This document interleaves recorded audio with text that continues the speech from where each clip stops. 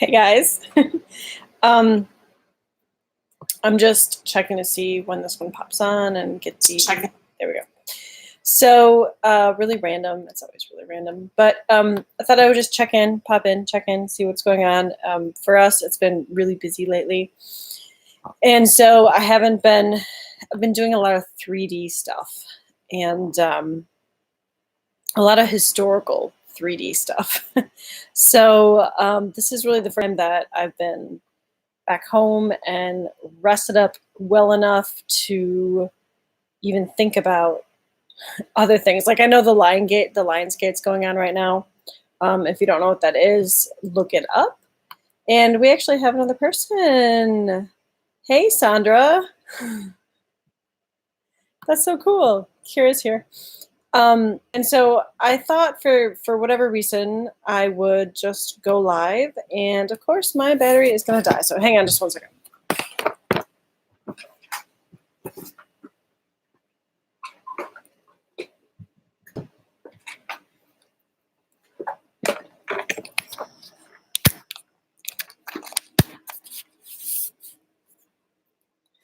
Okay. All right. Can you move, please? Thank you. Okay. So I didn't really have like anything planned for this. I thought I should just come on, say hi, and I have light language flowing. So maybe that's the reason that I was supposed to come on. But other than that, I was hoping to chat with you guys and see what you've been up to. And I do have some really crazy stories for you guys, but I'm kind of sort of in the middle of a crazy story right now. So we want to see how that ends before I tell you guys all what happened. But Sandra's here, so that's exciting. And she wants to know how I am. I'm good. I've been pretty exhausted lately. We've been traveling with the apothecary, and we did it like this Jane Austen event. So for those of you that don't know like what my job entails, how should I, it's so strange. So I run a historical apothecary, which means that, let me see if I can put this down a little bit better. Which means that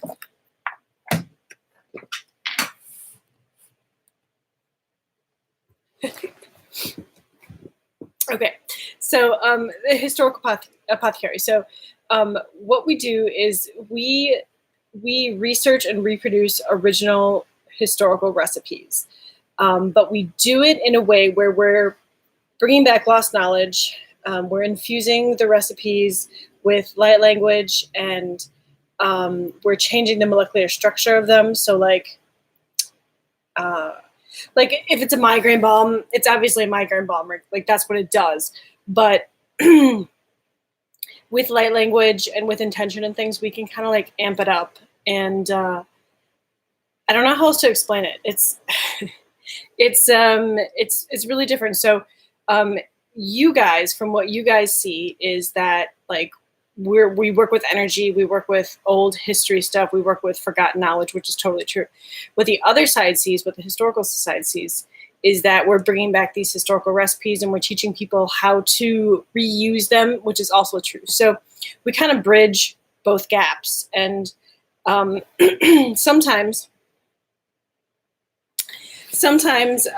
we used to a lot more than we do now, but we used to travel around the United States and set up at these historical events. And so a lot of people think it's like the Renaissance festivals, which kind of, but it's more historical than that. Like a lot of times our clothing would get juried and such, and juried means that they inspect it to make sure it's hand sewed with the correct fibers and the correct fabrics. And so like all of our stuff has to be really, really authentic, like museum quality authentic. So it's more than just like a Renaissance festival. So we usually focused on the time period of like the 18th century, which is the 1700s, through on up into the 1930s. But mostly like when we would camp out, we live in a canvas tent, and like a really big canvas tent, right? Our bed that we sleep on is from like the 1790s. It's a real sacking bed. And what a sacking bed is it's like you've probably heard of rope beds. Rope beds are where you like run the rope through and you crisscross, then you have this mattress. Sacking beds are where you have these little knobs sticking out, and you make this like sack, this square piece of material, and you sew holes in them, and you run rope through these holes, and they attach onto the sacking bed. And those are really popular in the 18th century and the early 19th century as well. And so like we sleep on an original bed. You know, our products are original to the time period. And so everything is just very cut and dry. Like we teach people how to use the products, and it's just a really cool thing. But we don't travel very much anymore because the apothecary here at home, like in the apothecary lab and online, just keep us so busy that we're not really able to travel to these historical events anymore. And the only one that we have been able to travel to is what's considered a Jane Austen festival. And this one isn't as historical as I was describing. Like it's still historical, but you know, if people wanted to come in costumes with like zippers and like just cool, like they just want to pretend that they're Jane Austen in Jane Austen's world for a day, like it's very cool and laid back and really fun. It's not like sometimes the historical world, you can get really stressed out in it because in the real historical world, people are really picky about everything you do, and you have to have documentation to back it up, and you have to know where your sources came from. So the Jane Austen Festival is not like that. It's just a really fun, if you love Jane Austen, for those of you who don't know, she's a novelist. She's a novelist in the early 19th century, which is 1800s. And you get to attend classes. So we lived in our canvas tent for a week, and I taught a whole bunch of classes. I taught like how to make your own perfumes, Regency perfumes, how to blend your own herbal teas and read tea leaves. So like people think teas were tea, like people think everybody drank tea in the 18th and 19th century, and like actual black tea was really expensive. So a lot of times people just drank like herbal concoctions, you know, like mint and echinacea and like, you know, like teas that we buy in the grocery store for when we're sick. So things like that. And so we taught them how to read tea leaves. That's also a very historical thing. They had, I don't think I have them here. I have this oracle deck from like 1820 that people got to pick cards out of because parlor games were a thing. Like people read coffee grounds all the time, like read oracle coffee grounds. They read tea leaves. They had oracle cards. Like it was just a fun pastime, and nobody put like a religion to them. Nobody really said, oh, this is like a bad thing. And so it was kind of cool to be able to bring that aspect in of the things that I love from history to actual historical people who maybe aren't quite aware that a lot of times things overlapped, and they weren't given the stigma that they were, you know, in later historical times. But yeah, so then my husband is in the apothecary, and we have a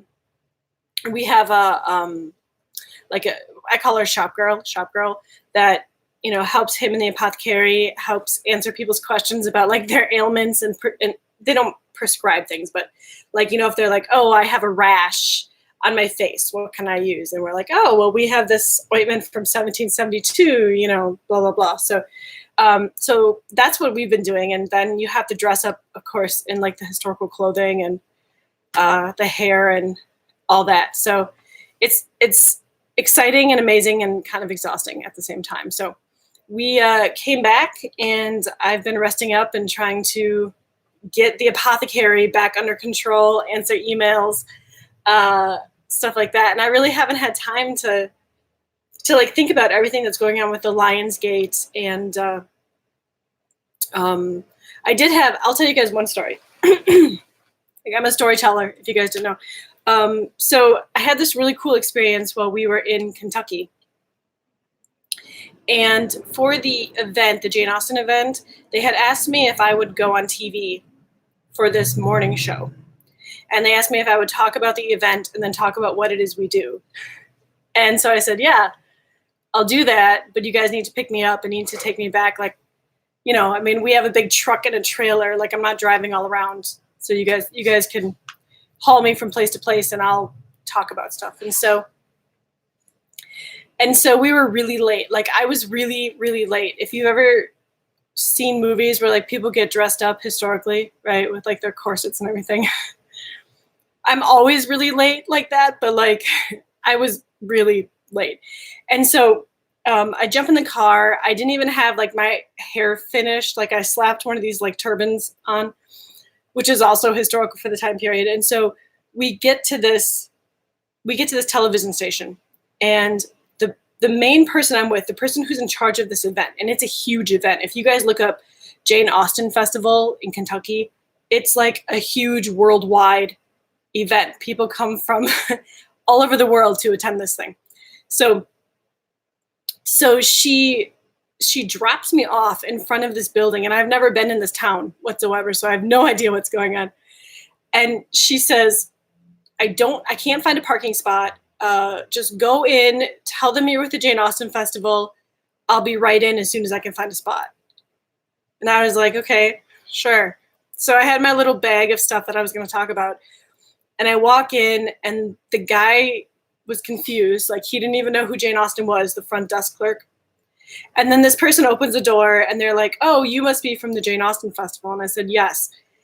And I said, I'm waiting for like my boss, because I didn't know what to call her, the person in charge who I thought I would have time to talk with before the whole thing happened.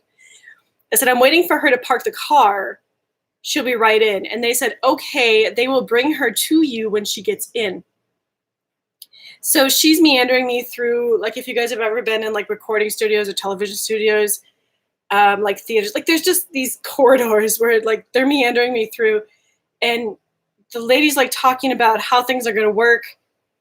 And she's like, you know what you're talking about? And I just kind of nodded. I had no idea what I was talking about. And I thought for sure before I went on, this boss lady would come back in and say, this is what I want you to say, and this is what I want you to talk about. Okay. So I said to my guide, Michael, right? And those of you who know like who my guide is, it's Michael Jackson. I said, I hope you're with me, because my lady's not here. I don't know what to say. I hope it comes out elegant. Please give me the right words to say. And so I get in there, and they like mic me up, and we were just on, like, just like that. Like, I didn't even have time to breathe because we were so late to begin with. And so this whole interview thing happened so fast. It was like the blink of an eye, and I was done. I had no idea what I said. I was just like, oh, okay, so we're finished. So there was a band there. Okay. There was a band there. And this band had played like one song before my thing came on. And after I was finished, I was waiting outside these big black doors. And the band started playing, and I kid you not, the band started playing a Michael Jackson song. And I heard my clairaudience, because I had mostly everything shut down to just be able to work in the 3D for my weekend. My clairaudience opened, and he said, this is just so you know that I was with you the whole time, in his voice. And I was like, holy crap, did that actually just happen? That just happened. And so I was waiting for this next person to like usher me out into the next wherever corridor, so the next person could get me out. And that person, my boss person, never actually made it back to me, never actually told me what I was supposed to talk about. So they opened the door, and she's in the lobby. And the first thing out of my mouth was, I hope that was okay, because I had no idea what I was doing, which probably isn't very professional of me. Like, it probably wasn't very professional. But she turned around and she goes, it was perfect. I really enjoyed it. You did everything just fine. It was great. And I was like, oh, thank God. And so, yeah. So anyway, that's my crazy story. And I thought that was really cool, because like I was so much in the 3D, like even the whole week before, like preparing and everything. Hey, Val. That, you know, I really hadn't had any communication with my team or my guides or anything like that. And to have that come through so crystal clear, it just proved to me that you're never really shut off. You know, like if your team or your guides need to get to you to tell you something, you're never really shut off. It's always there. And so I just thought that that was a really cool thing. So what have you guys been up to? Sandra, Val? Now that I like told you my incredibly long meandering story.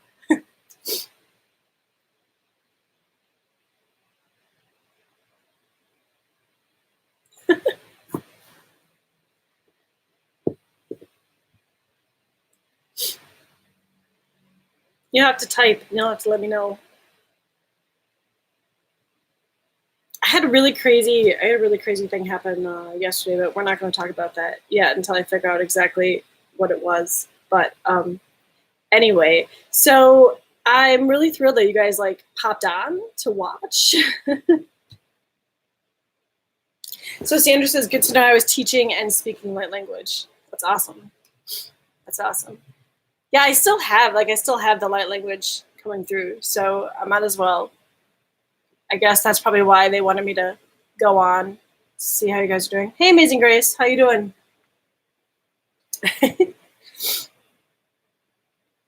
All right, so yeah, I do have some light language. So I'm gonna set the intention, and guides and angels and ancestors come and hang out with me and give me purpose for this light language that's coming out. Ganiata waku ushutia sana la ata shkubushiatiata na la satia kuwa manatiata. Upushitiata sana kuwa ba ata. Tikulu uno shutata kaya satanya la ata. Sikuna sata aila hana na iata po kupashina tiata kana la anha satiata bulaha. Ipikona satia la ana nia sata aya sani ikiata tai. Upi kuwa latiatana kashatia sanu huopasha. Naliato kuakatiata sana natikupia tiata hana sela iata nayana.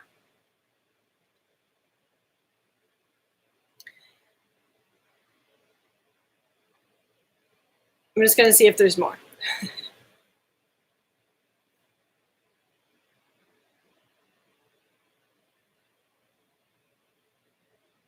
So what they just told me was that was a blessing.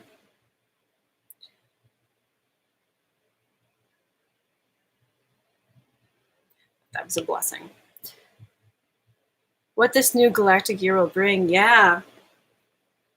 We were just talking about that because we were sitting having like ice cream at this ice cream social at this museum, and do you see how my life like runs around museums and historical stuff?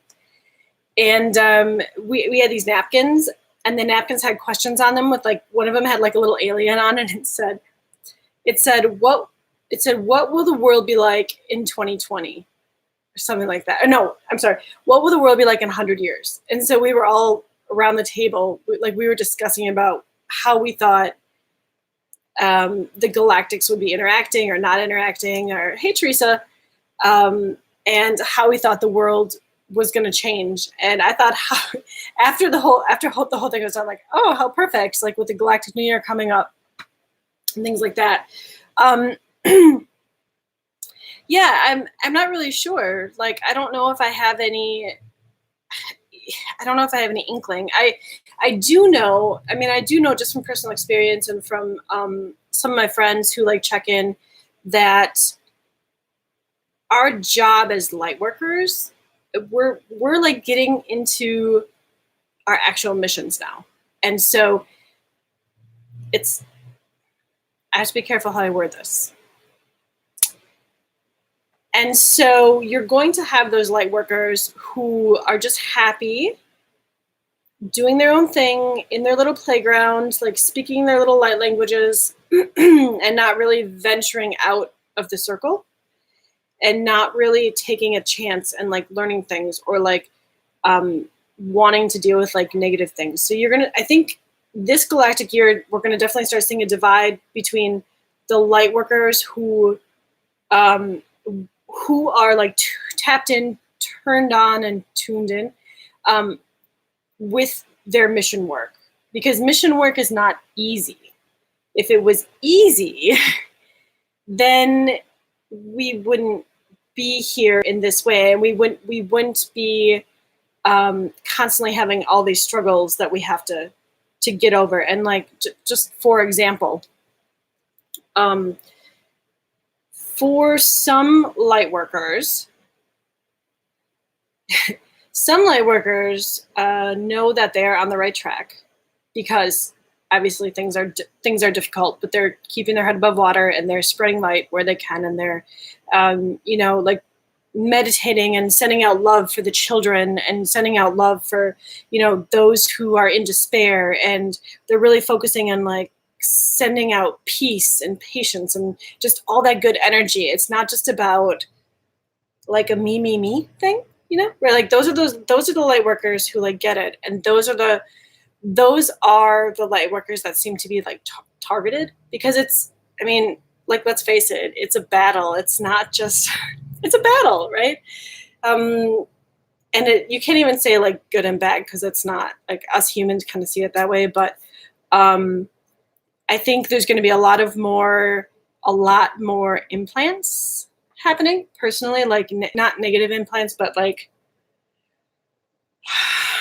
see, this is stuff that I've been wanting to talk about, but I just haven't. Last time I tried to record something about a year ago, it wasn't very nice. Like, it was just like a wake up call, and I just thought, I got to be a little bit calmer, and I have to have my thoughts together a little bit more before I post something like this. But like, it's just a constant battle. Like, we're dealing with different groups that put like tracking implants in and stuff like that, and like that you're on the right track, because there's always crap that you have to be aware of in your personal 3D lives, and then also in like your astral lives as well. It's, being a light worker is not an easy thing. And I think this new galactic year, we're just going to see kind of the split in the groups of those who just want to play in the little playground as light workers and want to have everything in perfect vibrations, and those who were never given the opportunity to be trained, or who chose not to be trained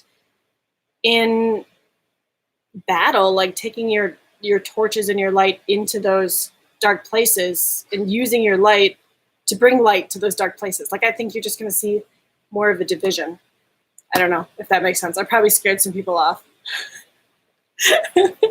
But like, I've noticed this too in like light worker groups, where there's like an ego, like there's an ego thing happening in these light worker groups, and I'm just not really sure. I think we're going to definitely see a division in this new galactic year. So I think we'll just leave it at that. What do you guys think is going to happen? Val or Amazing Grace? What do you guys think is going to happen?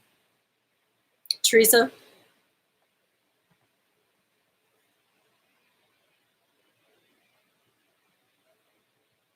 Nishota esuku patiala hanakati otu. Naliato sukiya shaata atu govijiata pakana kalia tu goa. Nasianti ku uno toda ea satayalo. Kohora sayalo naliato.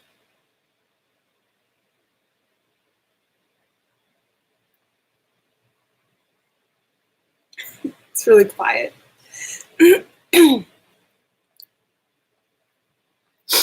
Sandra says, I am with you and agree. Division is already happening. Too many egos.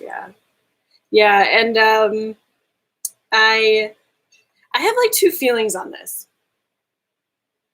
And I don't want to get in my soapbox. But I have two feelings about this. Like, number one, I feel like somewhere down the line, the teacher light workers failed the incoming light workers. I feel like, and I get it, because like, when you're first waking up, it's got to be presented to you as a fun thing, like a fun, interesting, like you have all these abilities and blah, blah, blah, like, but there comes a point where after people kind of recognize their abilities and stuff like that, you have to get down to brass tacks, and you have to say, okay, so, this is why I'm here. Like, the more good I do, the more light I spread, the more things are going to try and stop me, and the more blah, blah, blah. But like, that's who I am. That's why I'm here. That's why I chose this, you know? Yeah. And it's like serious stuff. And I feel bad. I mean, I feel bad like on that level, because I think like we should have probably set up some sort of like schooling, or more people should have discussed these things more on like videos, on live videos and stuff like that. Like how do you recognize when you've been like chipped? How do you really, really recognize like low energy? Because I think a lot of people, this is what I've witnessed. New people coming in with new light languages, okay? And like these new light languages aren't like, like they're more like, you know, something like that. So right away, they're like knocked down a peg because the light languages are a bit harsher, a bit lower. And then some people feel like, oh, well, that's like a lower vibrational light language. I don't want anything to do with that. And I feel like we need some more education on trying to help people understand the difference between like a low sounding light language and a really negative vibration, because those are two different things. Like, I think a lot of people forget that our universe is just our universe. Like, it's massive. We have so many other universes and so many other worlds, and like we can't even fathom. And so if we can't fathom what's out there, who are we to judge in these human bodies? Okay, who are we to judge in these human bodies if your light language is a light language of the light or a light language of the dark? And like, let me just give you an example. I know a person who is the nicest person in the 3D, right? This person is, I've never met this person face to face, but this person has really strong energy, but it's really nice, comforting energy. And if you look at the person from just the 3D facet, this person's perfect, right? Like, this person speaks, this person speaks one specific language, but it's not a very like uppity language. It is like a more ancient language. So like really, really ancient languages tend to be a little bit lower. But what people don't know about this person, and I'm the only one who knows it because this person and I have been together in so many past experiences, and because I'm able to know what's going on with other people on different vibrations, on different planes, on different planets. Like, I know what's going on with these people in their other selves. This person is on this like blind mission, which would be considered in our human 3D, which would be considered a bad mission. And yet in his human, he's like the nicest person ever, and you would never know. So the thing is with this world, it's not cut and dry. Like, there's no good per se. There's no bad. Like, there's so many gray areas that me sitting here cannot just play God and say, oh, well, you know, this person just spoke this. We don't know who this person is, and I'm just going to say it's negative and bad, and like, you know, I have this like God complex. So I just feel really bad because so many new people are speaking all these different languages, and this is our chance to learn and to remember and to give those people a chance, because we're light workers. Like, we should be open to learning and experiencing. And then after we experience, we can figure out if it's good for us or bad for us. We don't have to make that decision right away. Because I think what's happening with a lot of light workers is that they're a little too afraid either to step out into some of the not so sure energies, or they're or they're so comfortable with where they are, they feel like they know everything. And that's just not the case. A good light worker, a good, strong light worker would know that they're always learning. There's going to be situations that they're going to be put in that are tests, but they're tests to see how far they're going to go. Are they going to accept and learn and then decide, or are they going to chicken out and just say, sorry, like you can't play with us because we don't, we don't like the way you sound. So I wasn't expecting to do this tonight, but I think it's really important. It's probably something that's going to get brought up within the Galactic Year, because this has really been so prevalent in so many forums and in so many so many Lightworker places. And that the other thing is, I've noticed a lot of people sharing stuff like I don't even know. I can't even think of it right now. Like somebody shared to me this like alien coin thing. And it was really funny because it was shared to me like it was a real thing from a light worker to a light worker. And because I'm a history person, I don't share anything unless I know that I can prove it, or that I feel like in my heart, like this is like leading research happening. Just because like a lot of us are into the galactics and into the ETs doesn't mean that every single ET or galactic thing that gets passed on to us is real or legit. We have to be very careful. And so a lot of this stuff is like flowing around. And I feel like as light workers, like it's our duty to really peel back like what's not true and what's a possibility and like what's fake news. That's it, is the coin one. And I think the heading, this is what was just so funny. Like I read a paper, I read lots of papers. I read a paper on the coin thing, so I knew it was fake. But the heading of it said something like, scientists can't figure out where these 16th century, whatever, alien coins come from. And then in the article itself, it said something like, these coins from like 1745 or something like that. And in the history world, the 16th century is actually 1500s. So if they're talking about 1700s, that would be the 18th century. So like right away, we have things that don't match up. I mean, I just feel like we have to take our stance as light workers very seriously. It's fun to play, but at the same time, like we don't want to be giving out information that is just going to make our missions harder in the end, right? We want to be very true. We want to be very good and pure light carriers. And I just feel like I've been really sad at what I've been seeing going on lately. I feel like we can do so much better.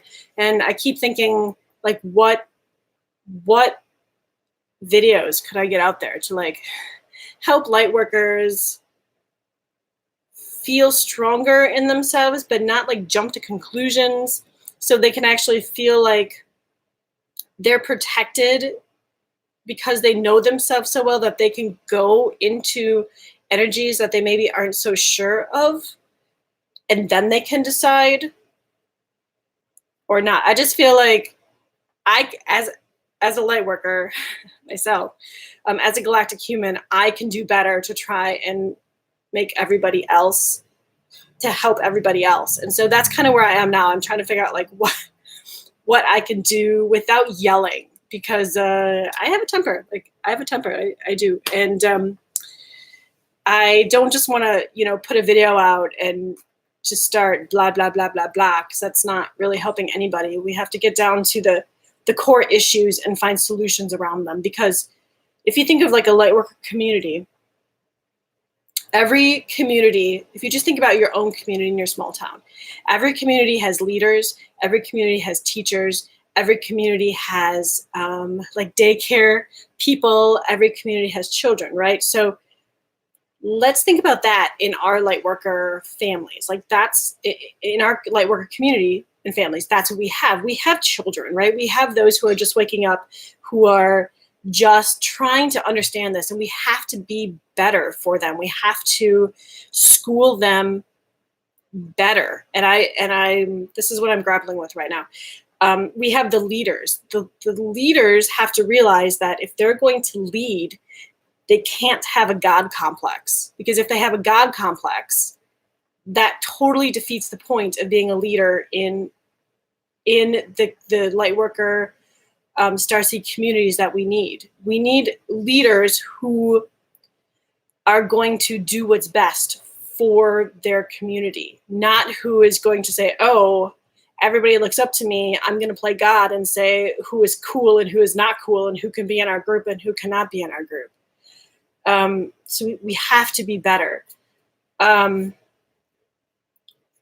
I don't know. Like I wasn't gonna go there, but I went there. But I think maybe that's why I felt the need and it had to happen. And so I just got called in for dinner. Dinner's ready. And before I leave, because I don't want to leave it on like this note, I think that there's so much possibility. I mean, we're here, like we've gone further than we have ever gone before in this history of this now, of this earth. And the only way that we're going to continue this and go further is if we take a good look at where we are, what we don't want to repeat. And this is like typical history stuff. What us light workers don't want to repeat, what we can improve on for the future light workers, and how we can better educate. And so I'm going to leave you guys with that. And if you guys come up with ideas of like things that we can do or subjects that we can talk about, and that's the thing, like I know a lot of light workers don't like to talk about not high vibe things, right? Like they want to talk about love and light. And like I was in this, I don't know, a couple weeks ago before the whole Jane Austen thing, I was in this group of language, galactic language, just light language people, and there was a translator in the group. And I was saying that the lady translated me as saying something like, and this is like true to me in my real time, my real me now, saying something like, okay, you guys, it's time we have to be serious and we have to get to work. The time is now. We have to start getting serious about this and get to work. And the people were responding to me saying in light language, they were saying something like, well, we are working because we're playing and we're sending love and we're playing, and that is so important, and we can't work if we aren't able to play and incorporate love. And then I said something like, in light language, I said something like, there's time for that later. We really need to start working now. And I see like I'm not saying working, taking out the love. I'm saying really understanding love at the core, not just sitting in groups and like, talking between each other and sending love. Well, Val, if you're here right now, the 6 of you that are watching, you guys are like hardcore light workers, because if you weren't, you wouldn't be watching this. Yeah. So, and so like, it's not about like, love is so important. My guides are always like, it's all about the love, like LOVE, love. But there's a difference. There's a difference in the types of love I think that they're talking about and that I'm talking about. I'm talking about proceeding and being like a love army versus like sitting around in circles and being like love hippies, I guess, is the difference. And so if you guys can think of like topics that I could talk about or that we could talk about, or if you can think of ways that maybe we could help do a better job at helping, feel free to like write them down, and so we can talk about them. And because let me tell you, like, I miss home as much as you guys miss home, right? But if we don't get in gear and we don't get like these light workers a little shove, a lot of these light workers a little shove, like, I don't want to have to come back here and like do this again, I mean, it's a free will thing here, and I get it. Like, they can do whatever they want. I get it. But that's not why they signed up, you know? So we need to think about that. So, okay, now that all like vomited out of my mouth, I want to leave you guys with a blessing, a blessing with lots of love, right? Because like, I'm all about love. I'm just a really down to earth, like, you know, like if I was if I was ever like a commander in like an army or something like that, like I just see things differently. I see things as like, we have this checklist, we have to get stuff checked off the checklist. Like, you can do whatever you want after we get the stuff checked off the checklist, but you know, like, this is what we're here for, so let's get it done, right? Okay. Thank you, Sandra. Thank you, Teresa. Teresa says, I've been 3Ding it real hard last year. I haven't connected much with Lightworker community, and I know the work that I've been doing through Okay, but here's the thing you're forgetting, Teresa. You know, you had a rough year, right, in your 3D, but don't discount your other yous that are doing other things in like earth astrals and things like that, like fixing grids and stuff. So just because you're not physically working in the 3D towards it, your other selves are working towards it. So always be aware of that.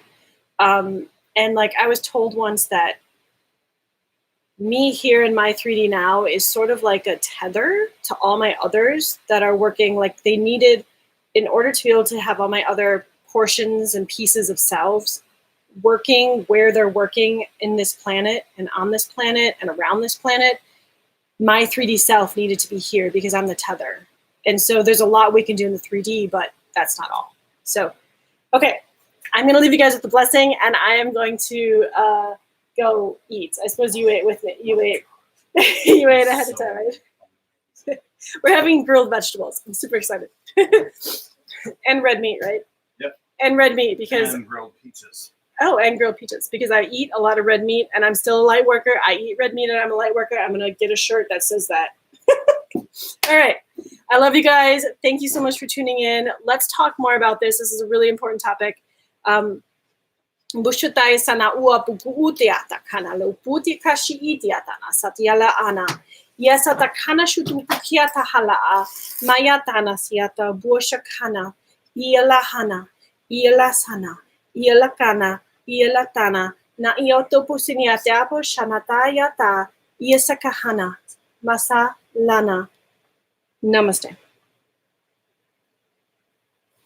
Okay, take care, guys. We will talk very soon. And definitely let me know if you guys come up with some stuff. Take care.